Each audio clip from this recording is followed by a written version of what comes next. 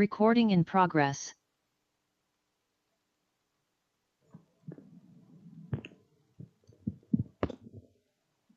Welcome to the Educational Equity Advisory Committee meeting for this Monday, May 1st of 2023. Big welcome to you all. I hope you had a wonderful weekend.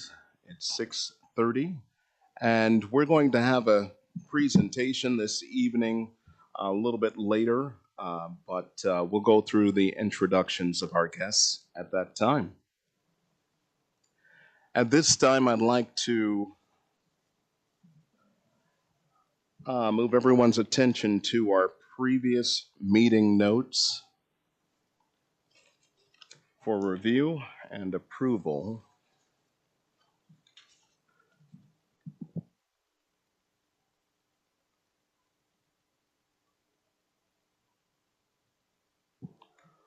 We'll just take a few minutes to go ahead and review those. And one thing that I noticed already, just a slight correction to the equity fund dispersal lead. I had originally volunteered for it, but Octavia has taken that over now. So thank you, Octavia.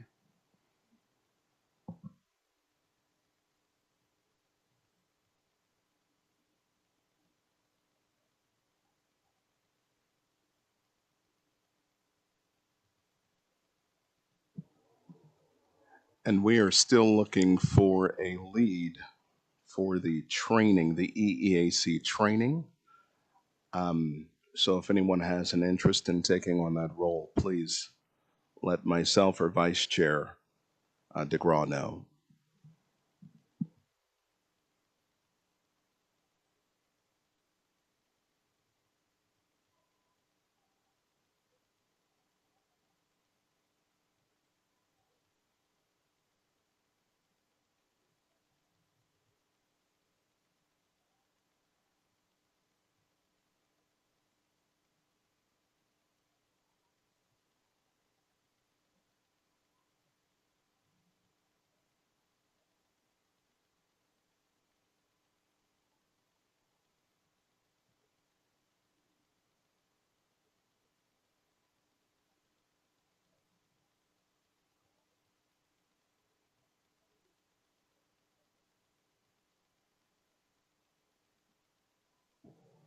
Are there any questions, comments, points of clarification for our previous notes?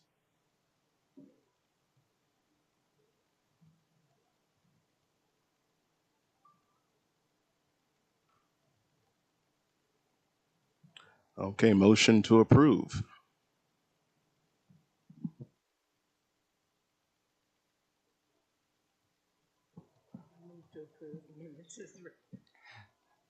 All right, Mark, to move to approve. I'll second that.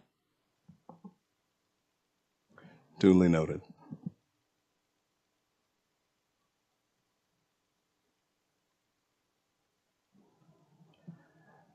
And we don't, to my recollection, I can't recall any unfinished business, but I've been wrong before. If anyone can think of any unfinished business that we were reviewing, please make it known.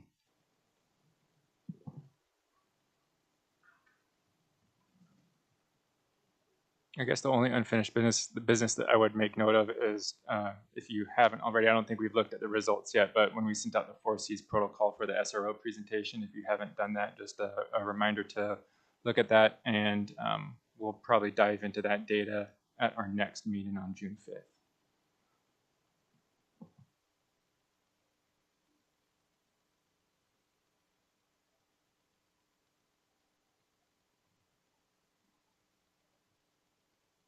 Okay, anyone else?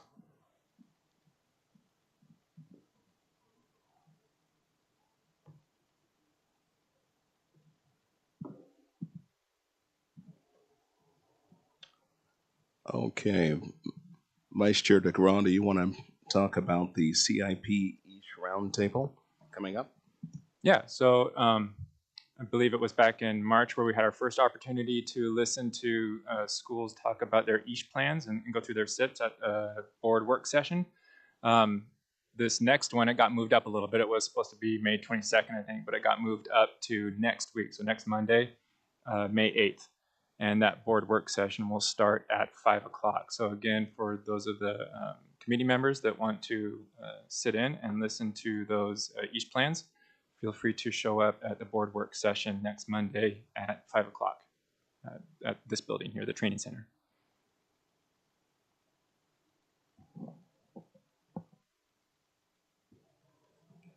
All right, and for the subcommittee check-in, we have two of our leads here, Nina and Octavia. Can either of you check in, and if you have any meetings upcoming, talk about that? Yeah, I'll check in about the equity, the the subcommittee for the funds. We had a scheduled meeting to go over training virtually, but our systems were down, so we had to reschedule that. So we are looking to set up a date to reschedule for training for that. And then we can go over the current funds that we have standing. But until then, we are still waiting for that time to check in about that. Okay, thank you. And this Thursday, we have a meeting virtually for the ESH committee, subcommittee meeting. I sent out the invite and I got some acceptance back. And I think for that meeting, we'll just go ahead and go over the function of the group and then talk about possible what it looks like for reporting for the end of this school year, I'm guessing. Zinnia? Yes. No, but actually, along the lines of what Vice Chair had highlighted, part of the annual review or update would include some of the things that we've gone through. So again, the 4Cs protocol would be helpful to bring forward to that, and also for the ESH committee, like what insights you might want to offer, trends, patterns, and again, recommendations connected to what we'll see. Yeah. All right, thank you for those updates.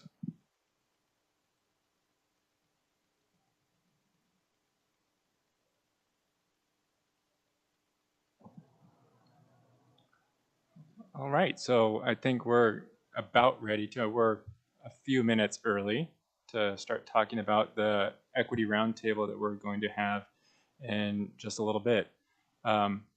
We do have 3 of the teams here that are going to give us some information to talk about the areas that we wanted to look at from the from the equity audit.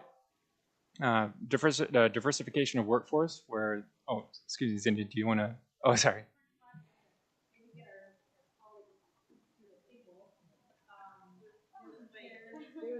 Yes, we are getting started a little bit earlier, too. Just need to pull up a chair.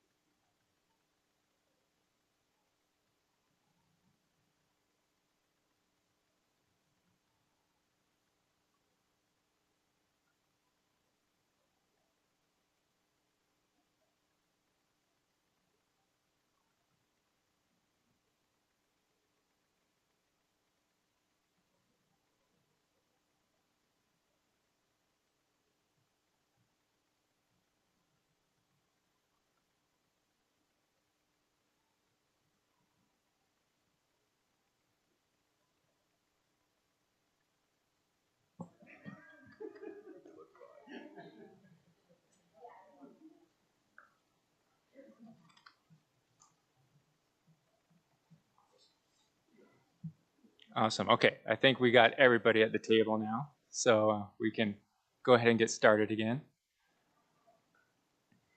Yeah. So again, when the committee voted on the areas of focus from the equity audit, we decided on diversification of workforce, academics with focus on health of our multi-tiered systems of support, and culture and climate in the school district. So we have representative team members from those areas that are going to talk about the work that they're doing and also answer maybe some of the questions that our committee has provided from a couple weeks ago. And we'll have more opportunities to ask questions when we split up to have roundtables. Zinnia, do you want to introduce our team members that are going to be sharing with us? Yeah, I wonder if maybe we just a round of introduction so Sure. folks know who's at the table. And then just for the committee's knowledge, I just shared the presentation with you, and our colleagues plugged in some of the data and the presentation that's in there.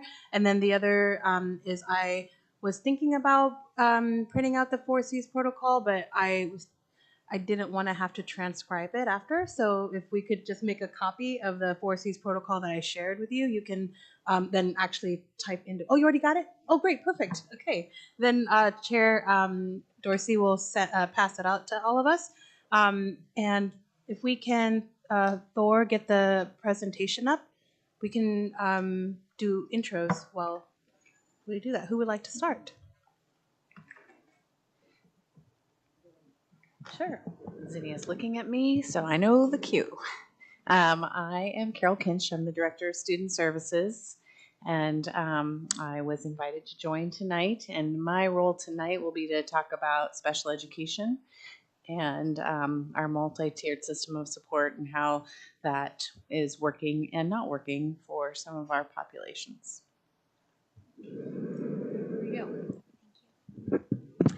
I'm Laura Kintz. I am Associate Director of Teaching and Learning, and I was invited tonight to speak about instruction, specifically TAG, but the rest of my team is here too, and they have pieces as well. Good evening. I'm Eric Nessie.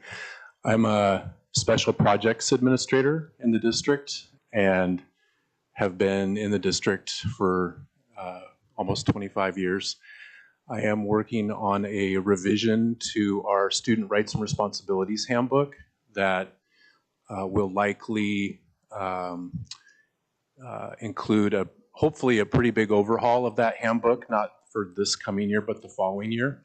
And I'm really just here to audit tonight, but thankful for the invitation.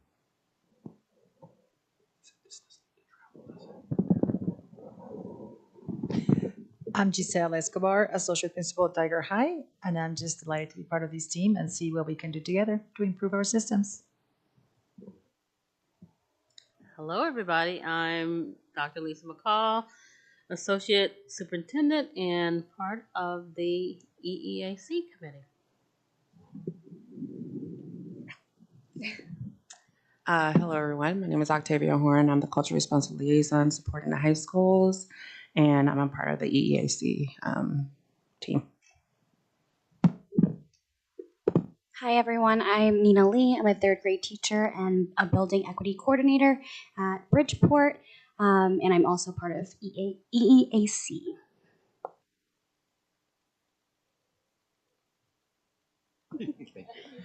Good evening, everybody. I'm Todd Robson, Director of Teaching and Learning here in TTSD, and excited to be here and share in some of our programming. Yeah. Hi, everyone. My name is Kelly Shelton, and I am the Interim Associate Director of Student Services, and I'm here today to talk about what we're doing with the restorative practice pilot that will be supporting the EASH plan. This one. Hi, everyone. Good evening. My name is Tim Blackburn. I was invited this evening, and thanks so much for inviting me to speak about our programming for multilingual students. Good afternoon. My name is Brad Dorsey. I'm a community member, parent, and I have the honor of being the chairman of this EEAC committee. I'm Jacob DeGraw, also a community member and parent, and I am vice chair of the EEAC. Good evening. I'm Lynn Reed, Associate HR Director, and I'll be here talking about diversification of our workforce. Hello, I'm Marta Veman. I'm a community member and a member of EEAC. Raya Goodwin, community member and parent and member of the EEAC. Zinnia Un, Director of Equity and Inclusion, and serving as a liaison for Cabinet and EAC. Hello, my name is Henry Castillo. I am a senior at Tigard High, and I am a member of the EAC.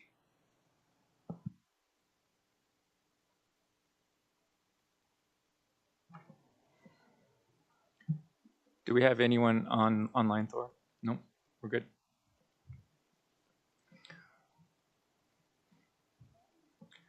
Back to you, Vice Chair.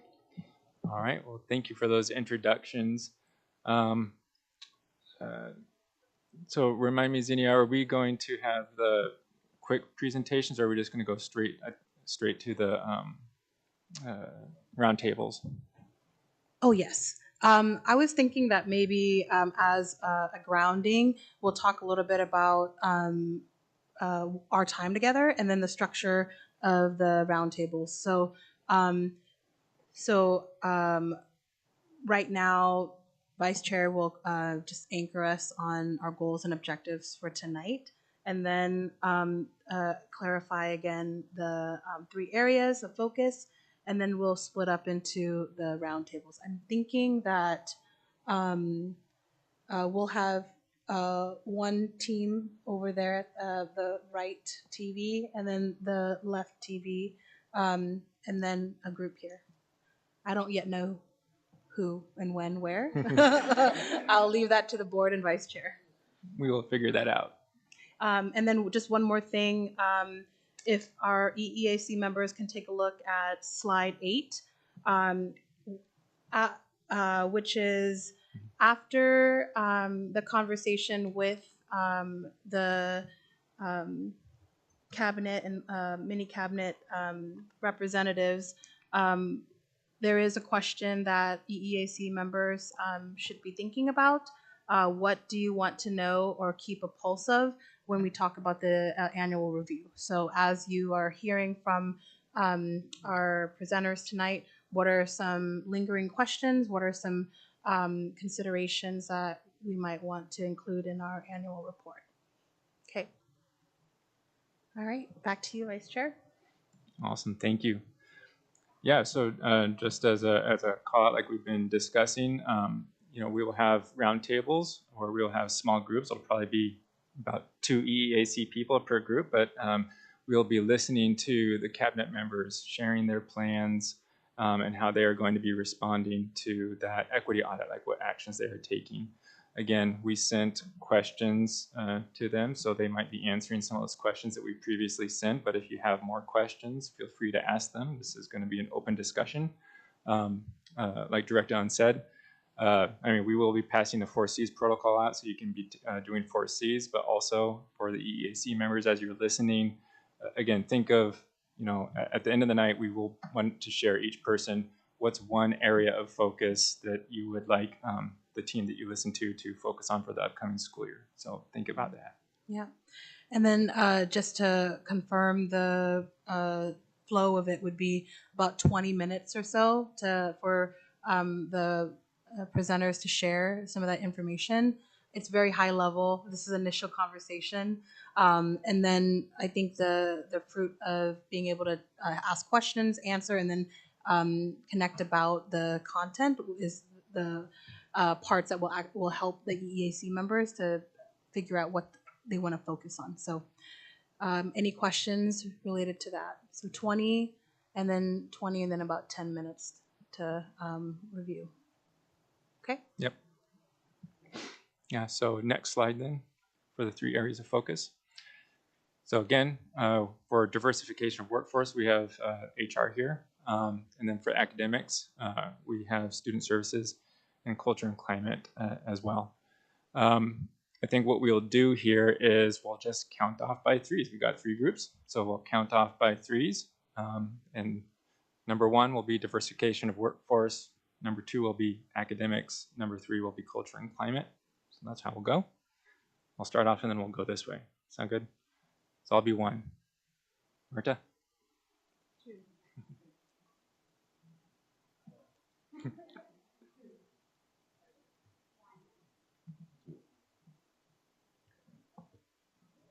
Sounds good.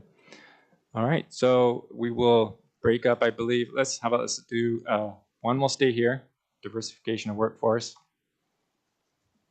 Academics can be at the back left corner over there, number 2.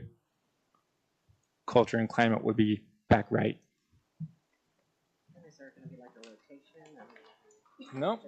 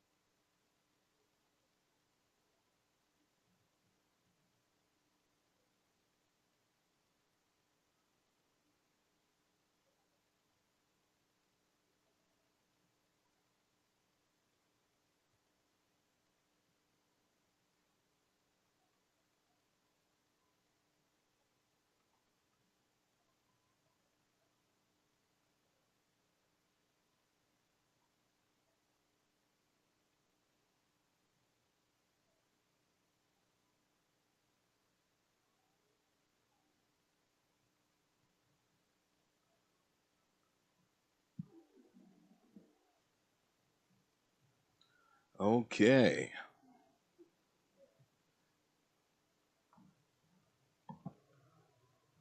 We're just going to proceed with the roundtable report. Did we lose anybody else from the committee? No, I think we're still all here. Dr. McCall's not here, but yeah, we're good. Delegate.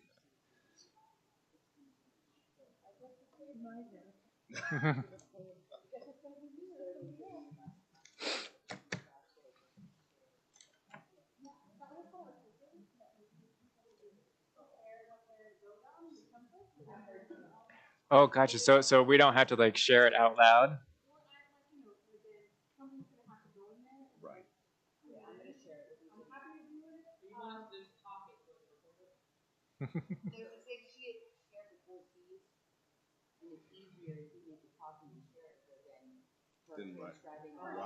Right. Right. Yeah. Yeah. Absolutely.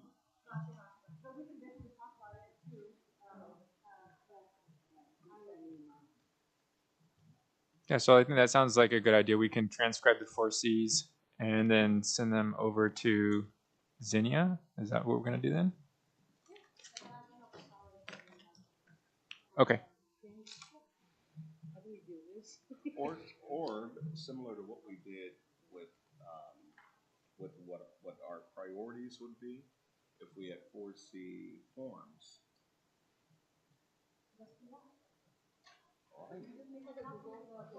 Sure. Yeah, so we'll do the Google sheet like we did for the SROs. So you can just type in your 4Cs into it. Yep, then just type in all your stuff.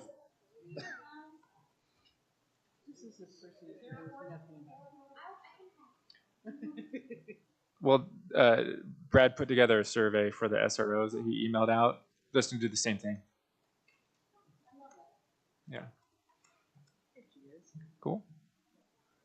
But if we do want to discuss, if anybody does have any ahas or anything that they found interesting from their roundtable, feel free to share.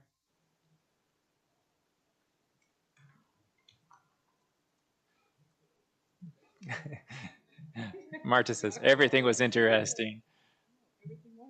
Yeah, no, I from Lynn's presentation in particular, I actually went back and looked at the results of like the survey of what the questions people asked, and I read through and like she covered it all. Like I was like, wow, like she answered, she responded to everything. So it was great. She covered it all. It was cool.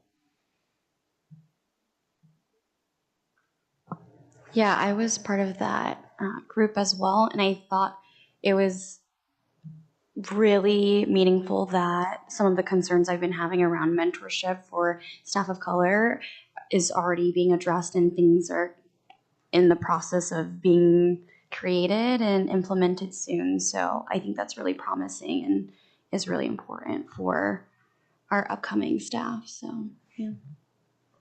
I was also part of the diverse workforce group, and as someone who wants to go into education, I feel really assured that the district has really good values, and it really is about like ensuring that there are proper conditions for everyone.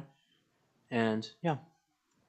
Yeah, I thought that was actually really great having you in the group, Henry, because then like we kind of had a side discussion on the talking about like the student to like teacher path and whatnot, and hearing like how that experience has been for you. I thought that was really cool.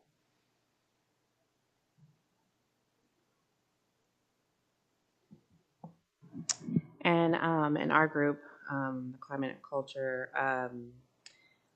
it was very interesting to hear about the supports that the district is doing around reporting and the changes that they've made for that to help support some of the EASH recommendations that we've had, and answering all the questions, learning the new things that they're doing around like a dashboard and things like that to support some of the questions around how are things being reported and who's reporting those things. And so really going, and that was an asterisk around like how the district is inputting data and who's able to input that data.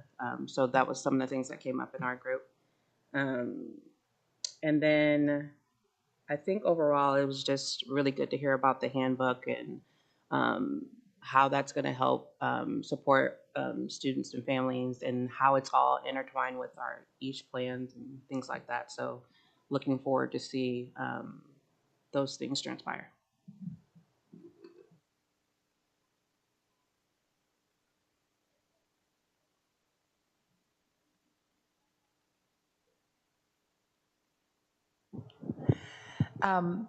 For us, it was really intriguing for me to find out how the district is going from classroom to classroom and trying to identify which ones are the classrooms that are really having successful not only within their lessons but engaging the students and their families.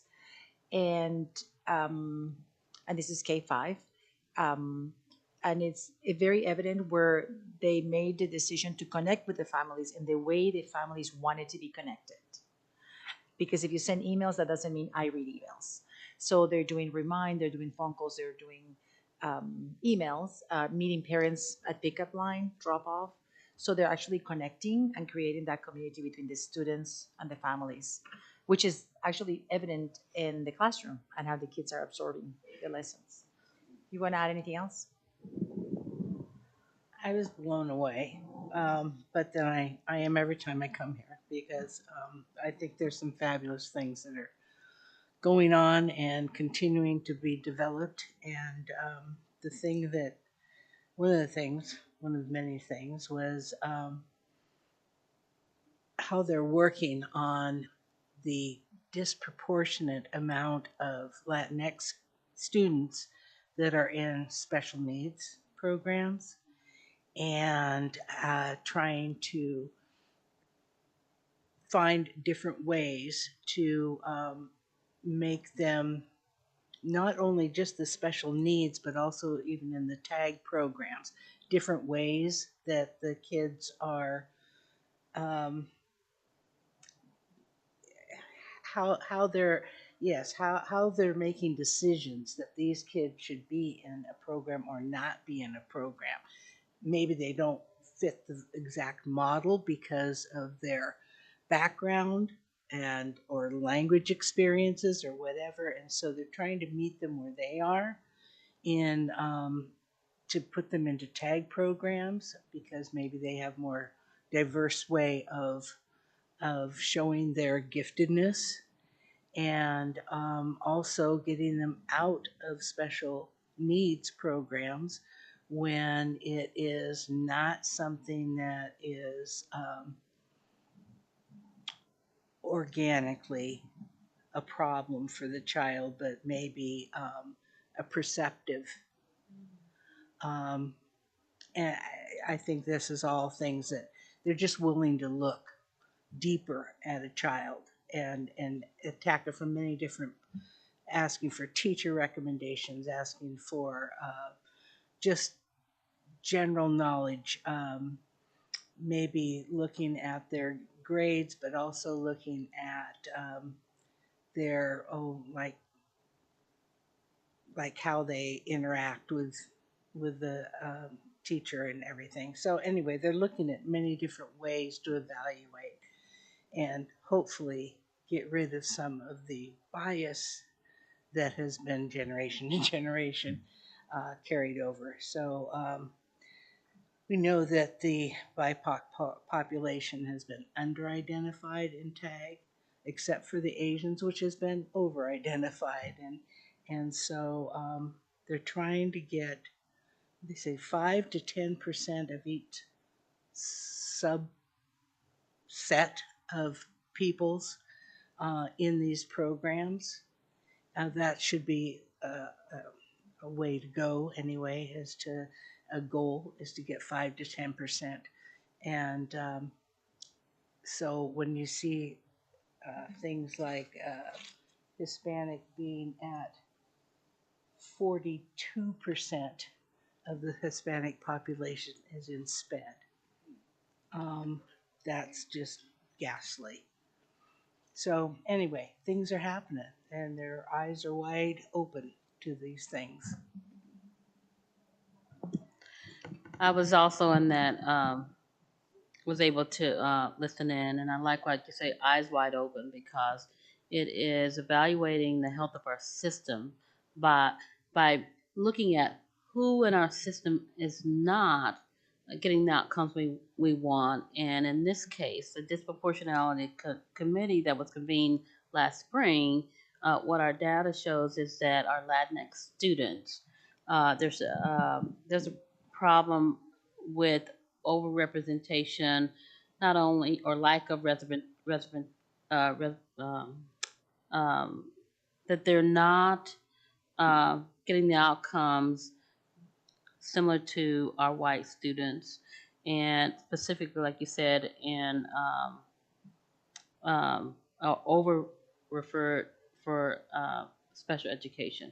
And so, what this committee, which comprised staff, teachers, uh, district office, was looking at literacy programs that didn't meet the needs of our Latinx students. And what they found out is that it was based, the overarching themes was um, capacity building, lack of training, inconsistent expectations, lack of consistent formative assessments, and also lack of culturally responsive education.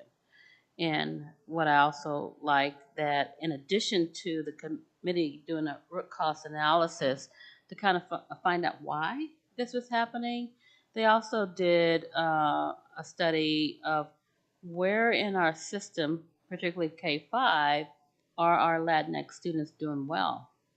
And so going in and doing some observations and also doing empathy interviews with staff and students, they found areas in different parts of our different schools where Latinx students are doing as well as their white counterparts. And some of the things that they found was consistency in expectations from admin to teachers to students, and ongoing formative assessments, being culturally responsive in their practices. And so those are the things that they want to see, and how our team at TNL was looking at, okay, now how can we align some look fors based off of this work that the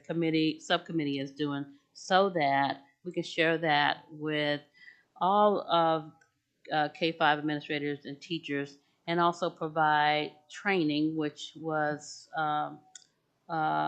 when teachers were surveyed saying we want more training opportunities.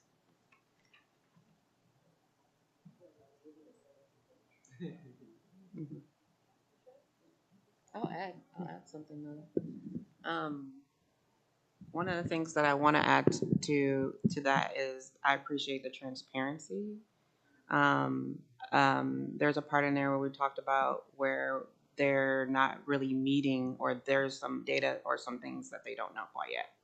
And so I think I appreciate that transparency, because that could be a space where we can probably add where we need to learn more information about, and see where they can gather some more information around mostly our PBIS climate systems and things like that, how the teams are working together to support a lot of this East Plan work that we're doing. And then I want to, oh, go ahead. Do you want to go? No, I just had a question, a clarification, I guess. You're saying K through 5, but these things go on through the high school too. I mean, they have, am I correct that they have the instructional coaches up through the high school, right? Okay, just want to make sure. The classroom visits were K to 5. And the disproportionality work is focused right now on the pre-K 5 work. But just with what we talked within our group is when we look critically at our systems, right? We actually can learn a lot about other parts of the systems that are connected to it. So one of the things that I've heard around all of the groups was a consistent reiteration of culture and community responsive education and awareness and consciousness. And Martha, you did a really great job sharing this idea of putting in structures or scaffolds for decision making, because I think when and that was something that was brought up here when we with our group, one of the things that came up was the perpetual state of not fully understanding or feeling comfortable or feeling knowledgeable enough to have difficult conversations around other identities in general. And so if that is a common thread, not only for like diverse, workforce, because that's still the same thing.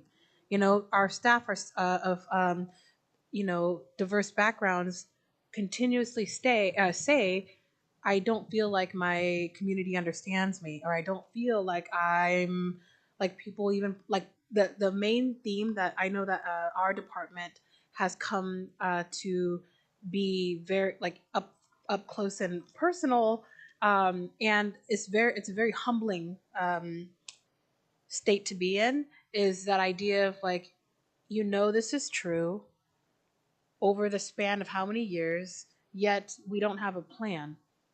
And so that's part of the conversation here. And one of the things that, we're hoping to better understand is, yes, we know that there's a problem, but if we only focus on the problem, we don't know what is a promising practice, then you're always going to get stuck in the problem, as opposed to what are the different pathways and solutions that can come out of it. And so I think one of the things that I'm gleaning from this opportunity is what a great practice to be able to have the leaders within our district be able to share what they're working on, right? And let people know these are the things that when we say everybody is involved in ensuring the education of every student, it means everyone, not just our administrators, not just our teachers, but the highest administration within our district. So I feel like that's when we talk about purpose of the EEAC, I think those are the things that like are coming up for me, like how that other extra layer of accountability is fruitful.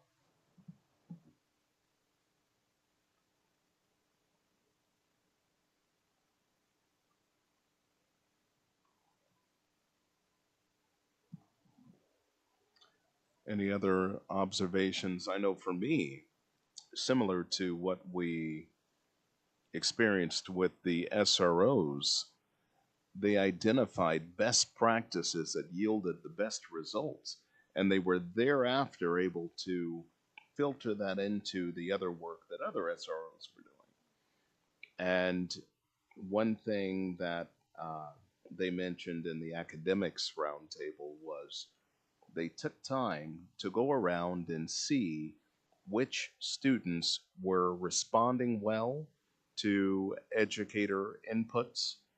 And as Marta was saying, and Giselle was saying, they would try and pattern whatever those best practices were to the instructional coaches, so they could go around and share what's happening.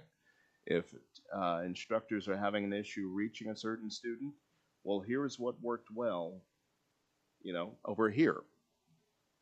And also going outside the box. I think for me that was a takeaway. Just not maintaining this siloed thinking about, we know there's a problem, but let's do what we've been doing all along just because we've always done it that way. But looking outside of the box and conducting a root cause analysis framework, and then looking at those root causes and finding the best possible scaffolds to eclipse whatever those challenges are. So that was really, really heartening for me to see, and I hope to see more of that even next year as we come back to the table. What's been done, how did it move the needle, and how did we measure that success?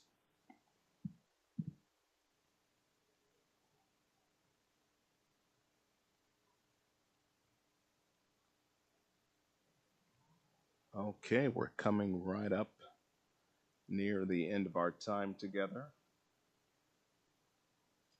And one last time for any other sharing, possibly not necessarily during the equity roundtables, but anything else that needs to be mentioned prior to the conclusion of this meeting from tonight. Yeah, just a reminder of the meeting on June 5th. So next month will be our next meeting. And again, we'll do some form of a work session. Don't know exactly what that will look like yet, but I'm sure Brad and I will work with Director Ann and Dr. McCall on probably trying to just aggregate all the data that we've collected over the year, which I think we actually collected a good amount. So we'll work on putting that together so that we can all review it and see if we can disseminate some information from it so that we can put it together for the report out to the board at the end of the year.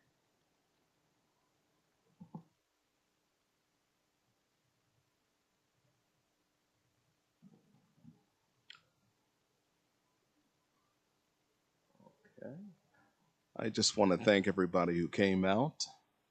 We had a nice quorum. We didn't have everybody, but I'm going to reach out to the other committee members who aren't here and see about getting them back to the table. We could certainly use their input as we round out this year. So with that said, thank you all for all of your input and everything you brought to our committee meeting tonight. And with that, we will adjourn.